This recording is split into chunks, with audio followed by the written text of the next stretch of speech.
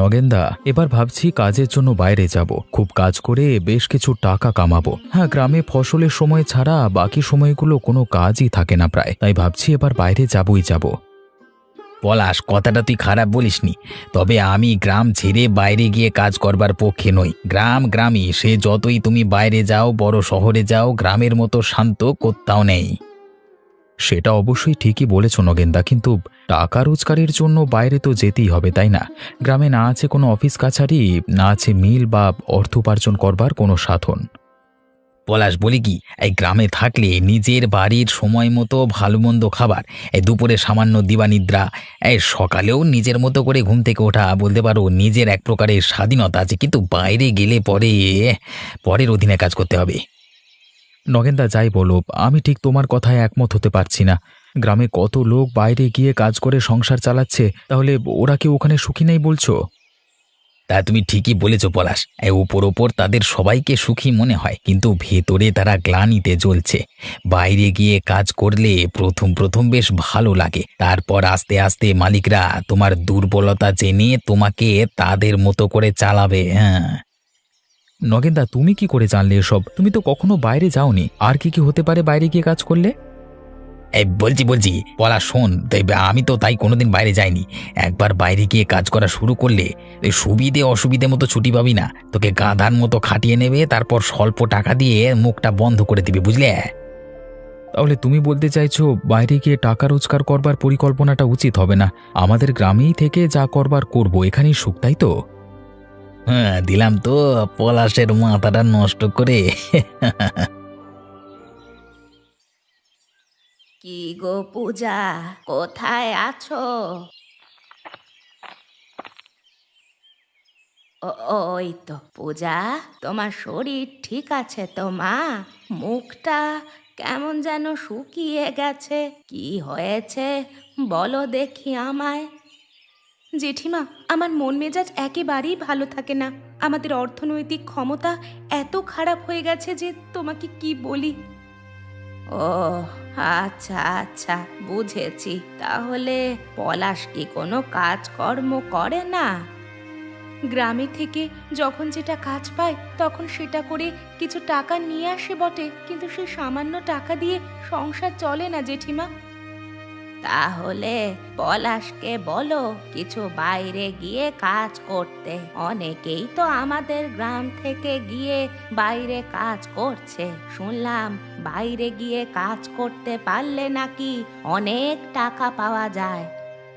তুমি ঠিকই শুনেছো গো জেঠিমা, পলাশও ভাবছে বাইরে যাবে, তবে যখন যাবে তখন যাবে। কিন্তু এই মুহূর্তে আমাদের পেটে ভাত জোটানো যে মুশকিল হয়ে গেছে জেঠিমা। আমার যে আর ভালো লাগছে না, কি করি কি না করি। মন খারাপ করো না পূজা, একটা কথা বলি, তুমিও কাজ করে তোমার বরকে সংসার চালাতে সাহায্য করতে পারো। আমি কাজ করে পলাশকে সাহায্য করব?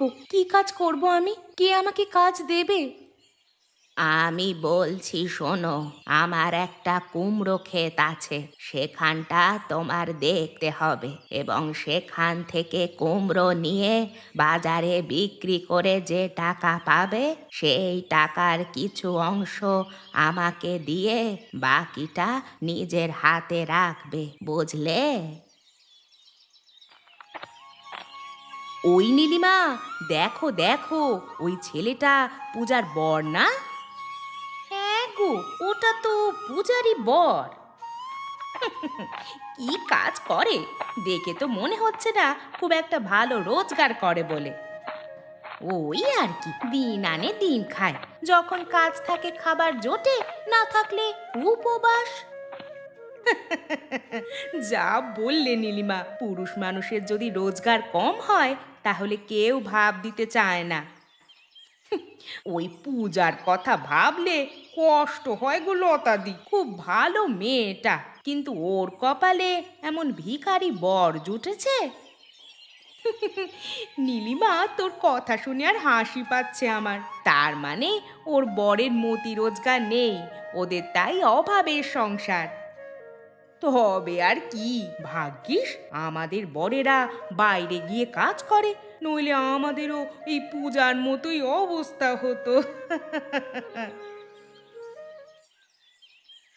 বাহ, এই বুড়ির কুমড়ো খেতে তো বেশ ভালো কুমড়ো ধরেছে। হ্যাঁ, একটা কাজ করলে কেমন হয়, আজকে রাতে যদি একটা কুমড়ো চুরি করতে পারি তাহলে সেটা বেচে কালকে সকালে গিয়ে কিছু টাকা আনতে পারবো। হ্যাঁ,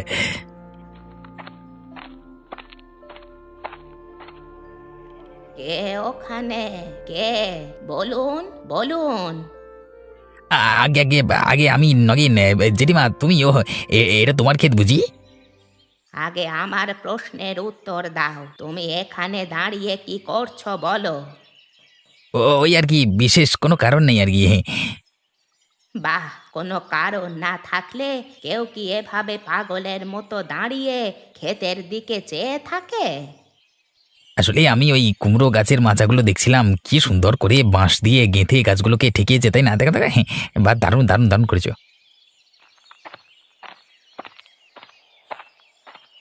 নগেনকে দেখে আমার মনে সন্দেহ জাগছে।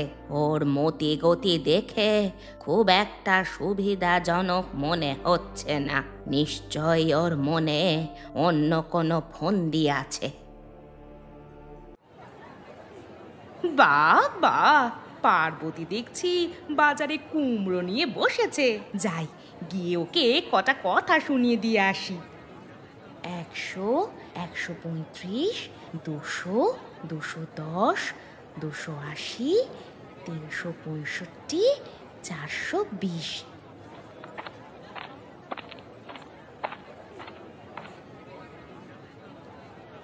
বাহ বাহ পার্বতী, তোমাকে দেখে যে অবাক হলাম।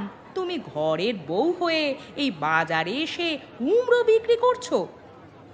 কেন লতাদি, কোনো বইতে কি লেখা আছে যে ঘরের বউ বাজারে গিয়ে কোনো কিছু বিক্রি করতে পারবে না? তোমার কি কথা বলার ধরন পার্বতী, খুব দেমাগ হয়েছে বুঝি? যেমন প্রশ্ন করবে তেমনই যে উত্তর পাবে, আর দেমাগের কথা বলছো সেটা দেখছি তোমারও কম নয়। পার্বতী, মুখ সামলে কথা বলো। এত টাকার লোভ তোমার? বর বাইরে কাজ করে টাকা কামায়, তাতে তোমার হয় না, তোমার আরো আরো টাকা চাই। টাকার পিশাচিনি কোথাকার। আর একটা কথা বললে তোমার জিভ আমি টেনে ছুঁড়ে ফেলবো। আমি কুমড়ো বিক্রি করে টাকা রোজগার করছি, তাতে তোমার এত গায়ে জ্বালা হচ্ছে কেন শুনি? তোমার মতো তো আমি পয়সার পিশাচ নই যে বাজার হাটে দুম করে বসে শাকসবজি বেচতে শুরু করব। আমাদের বড় বাইরে কাজ করে। কই কই আমরা তো টাকার পেছনে ছুটছি না। আমাদের তোমার মতো এত টাকার খিদে নেই, বুঝলে? টাকার খিদে নেই বটে, কিন্তু অন্যের পেছনে লাগার অভ্যেস আছে, তাই না? পরনিন্দা পরচর্চা এসব করেই দিন চলে যায় তোমাদের। আমি তো আর ঘরে বসে নেই যে এইসব করব। সসম্মানে নিজের ক্ষেতের কুমড়ো বিক্রি করে রোজগার করছি, লোকের পেছনে কাঠি দিয়ে নয়।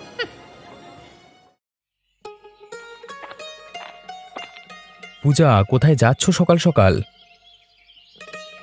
জেঠিমার কুমড়ো খেতে যাচ্ছি। জেঠিমার কুমড়ো খেতে গিয়ে কি করবে তুমি? সেখানে গিয়ে আমি কাজ করব। জেঠিমা আমাকে কাজে যেতে বলেছে। কুমড়ো খেতে কাজ করবে? একটু খুলে বলো তো। পলাশ, বলছি আমাদের আর্থিক অবস্থার যা অবনতি হয়েছে, এই মুহূর্তে কোনো কাজ না করলে না খেয়ে মরতে হবে। জেঠিমা আমাদের কথা জানতে পেরে আমাকে বলল একটা নাকি কাজ দেবে। আচ্ছা, জেঠিমা আবার কি কাজ দেবে তোমাকে? জেঠিমা বলল ওনার কুমড়ো ক্ষেত দেখাশোনা করতে, আর কিছু কুমড়ো নিয়ে গিয়ে হাটে বেচে আসতে, এবং কুমড়ো বিক্রি করে যে টাকা পাওয়া যাবে সেখান থেকে কিছু অংশ ওনাকে দিয়ে বাকিটা আমাকে নিতে বললেন। বুঝলে? এবার আমি যাচ্ছি। বেশ, শেষমেশ ঘরের বউ হয়ে তোমাকেও কাজ করতে হচ্ছে। এর থেকে দুঃখ এবং অপমানজনক ঘটনা আর কি হতে পারে বলো তো? হায় ওপরওয়ালা, আমার আর ভালো লাগছে না। নীলিমা, দেখলি দেখলি তো পার্বতী আমাদের কত কথা শুনিয়ে দিল। কটা টাকার মুখ দেখে সে একেবারে অহংকারী হয়ে গেছে। ঠিক বলেছ লতাদি, পার্বতীর কি চ্যাটাক চ্যাটাক কথা। সে এখন ধরাকে সরা জ্ঞান করেছে গো। একটা পরিকল্পনা মাথায় এসেছে, সেটা হচ্ছে আমরাও যদি হাটে কুমড়ো বেচা শুরু করি তাহলে কেমন হয়? লতাদি, তোমার ধারণাটা কিন্তু দারুণ। এত পর আমরা কুমড়ো বেচে পার্বতীর থেকেও অনেক টাকা রোজগার করব, আর পার্বতী হিংসায় জ্বলবে। তবে এত কুমড়ো পাবো কোথায়? সেটাও একটা ভাবনার বিষয় লতাদি।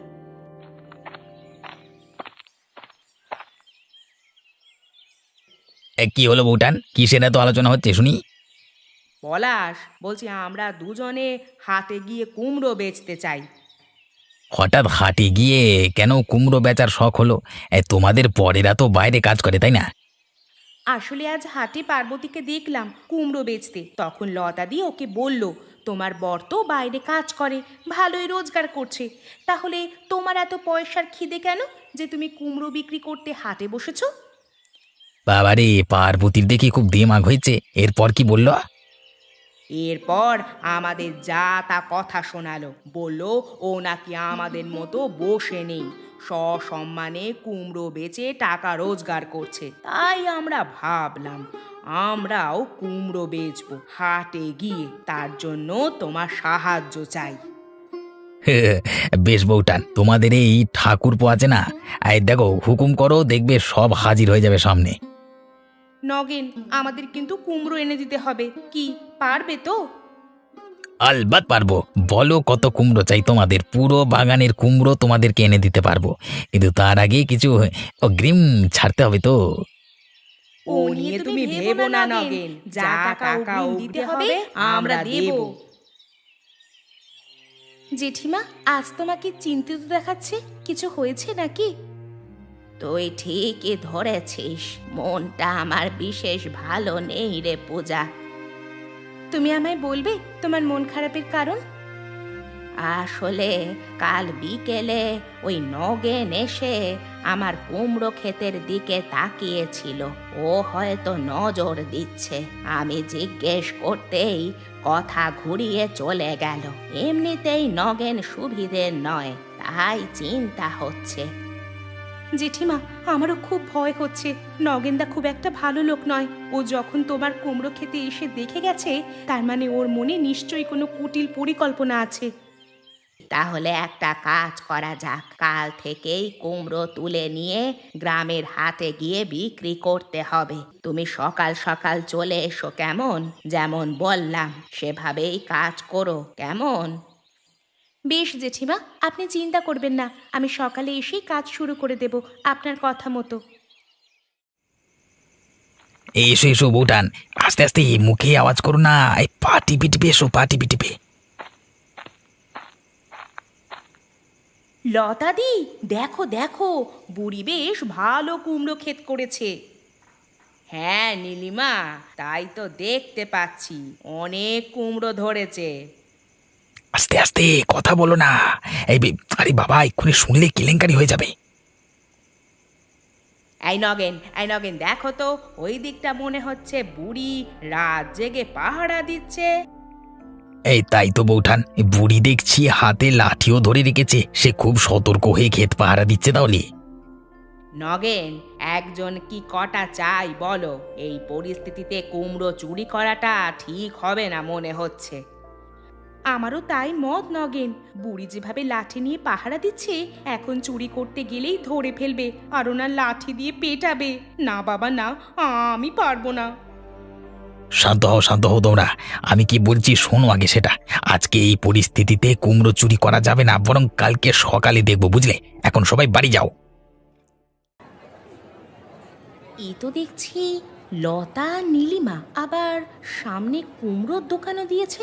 এত কুমড়ো পেলো কোথায়? একবার গিয়ে জিজ্ঞেস করে দেখি তো। এই নীলিমা, দেখ দেখ, পার্বতী আমাদের দিকে কিভাবে দেখছে। হিংসে, বুঝলে লতাদি, হিংসে হিংসে হচ্ছে ওর। এবার আমরা দেখিয়ে দেব কত ধানে কত চাল। ও মনে হচ্ছে আমাদের দোকানের দিকেই আসছে। কুমড়োর ব্যাপারে জিজ্ঞেস করলে কিছু আবার বলিস না। সে কথা কি আমাকে শেখাতে হবে নাকি দিদি? তুমি কোনো চিন্তা করো না, আমি এই মুখে কুলু পেঁটে থাকবো।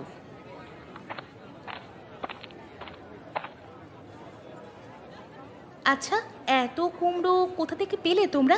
নিশ্চয়ই কোনো গন্ডগোল আছে। বলো তো, সত্যি কথাটা বলো তাড়াতাড়ি। হায় রে, আমার সব শেষ হয়ে গেল রে, সব সর্বনাশ হয়ে গেছে। এখন আমি কি করি, কোথায় যাই? আমার ক্ষেতের সব কুমড়ো চুরি করে নিয়ে গেছে। হায় রে। হে হরি, তোমার এই সর্বনাশ কি করলো গো জেঠিমা? সব কুমড়ো চুরি করে ফেলেছে। ইস, এত কষ্ট করে তুমি কুমড়ো ক্ষেতটা করেছো। পূজা, আর বলিস না, সবই আমার পোড়া কপাল। জেঠিমা, তোমার মাথা থেকে রক্ত বেরোচ্ছে। কি করে মাথা ফাটলো তোমার? আর কারাই বা এই জঘন্য ঘটনা ঘটালো?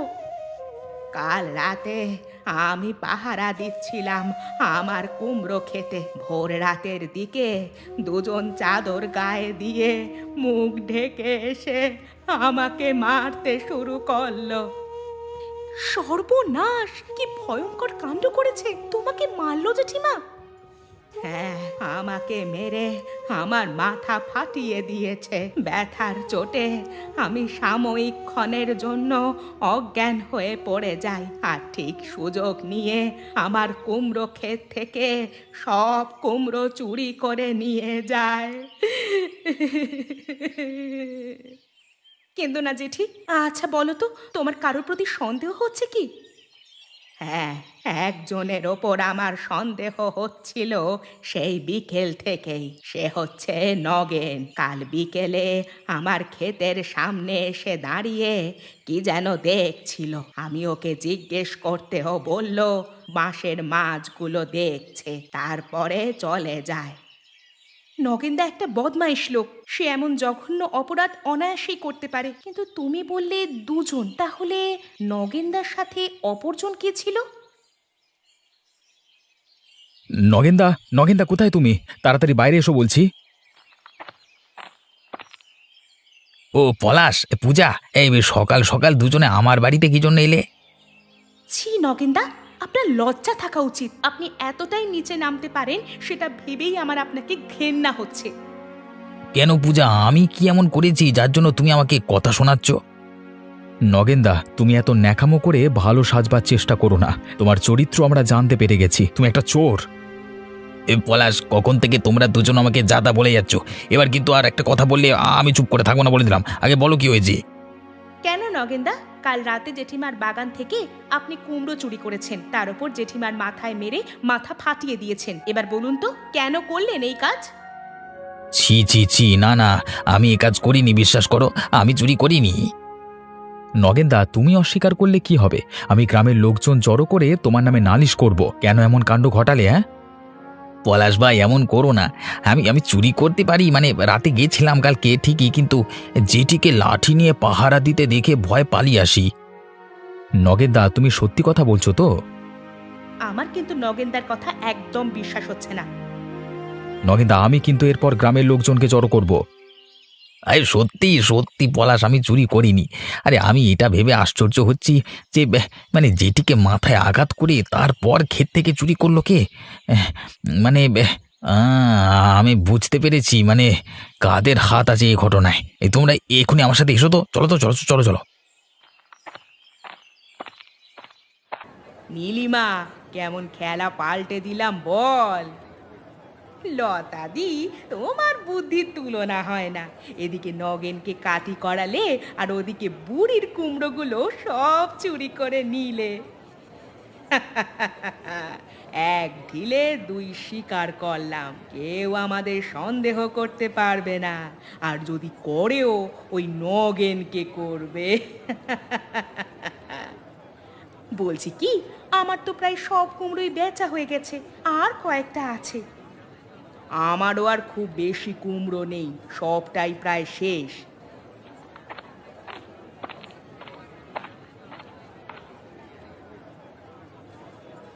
এই যে বৌঠান, খুব আনন্দ করে কুমড়ো বেচা হচ্ছে, ভেবেছে কেউ টের পাবে না? হ্যাঁ, এই যে দেখো, ক্ষেতের কুমড়োগুলো প্রায় সবটাই বেচে ফেলেছে। এই দেখো।